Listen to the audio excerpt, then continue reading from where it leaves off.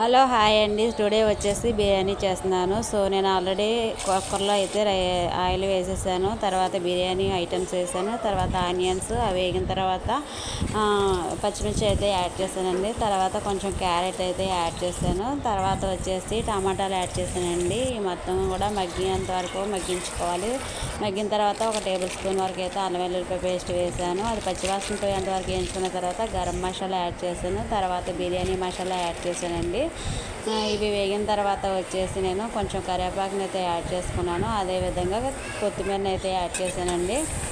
ఇవి మొత్తం కలిపేసుకొని వేగిన తర్వాత అయితే నేను దీనిలో వచ్చేసి 2 గ్లాసుల వరకు అయితే రైస్ని అయితే తీసేసుకున్నాను. రైస్ని అయితే ముందుగానే అరగంట సేపు అయితే నానబెట్టేసానండి. సో ఇప్పుడు రైస్ని అయితే యాడ్ చేస్తున్నాను. రైస్లో ఉన్న వాటర్ అంతా కూడా కొంచెం ఇంకేంత వరకు అయితే బియ్యాన్ని అలాగే ఉంచేసేయాలండి. ఆ వాటర్ ఉడికిన తర్వాత దీనిలో వచ్చేసి నేను 2 గ్లాసుల రైస్కి అయితే నేను 3 గ్లాసులన్నర వరకు అయితే వాటర్ని తీసేసుకున్నానండి.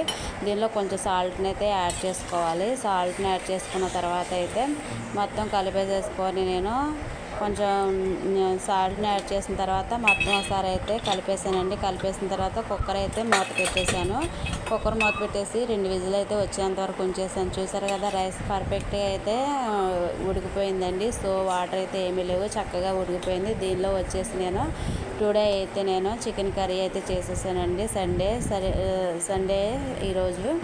సో చికెన్ కర్రీలోకి అయితే ఈ రైస్ సూపర్గా ఉంటుంది. నచ్చితే మీరు కూడా అయితే ట్రై చేసేయండి.